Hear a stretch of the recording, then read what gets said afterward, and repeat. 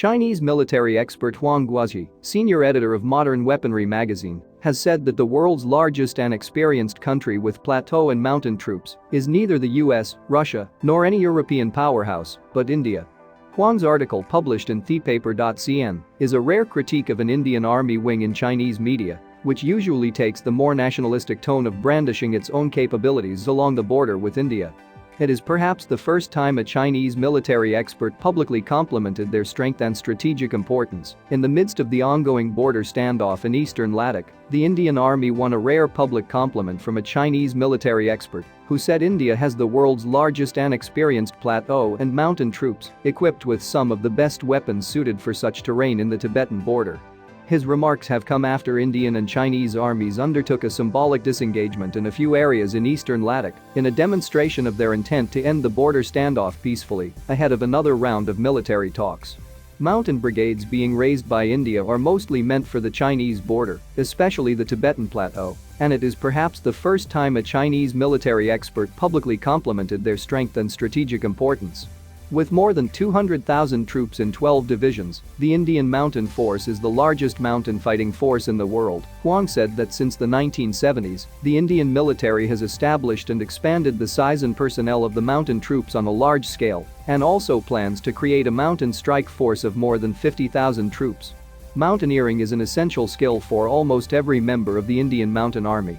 To this end, India even recruited a large number of professional mountaineers and amateur mountaineers from the private sector. Referring to the Indian Army's presence in the Siachen Glacier, he said, the Indian Army has set up hundreds of outposts in the Siachen Glacier area, with an altitude of more than 5,000 meters, with 6,000 to 7,000 fighters stationed.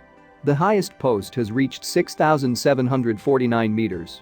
The Indian military is equipped with a large number of weapons adapted to the highland and mountain operating environment through procurement and domestic research and development, he said.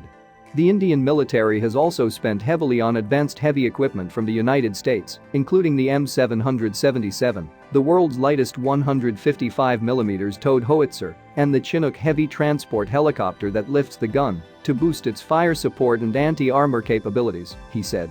In addition, there are many conflicts and differences between the Indian Army and the Indian Air Force.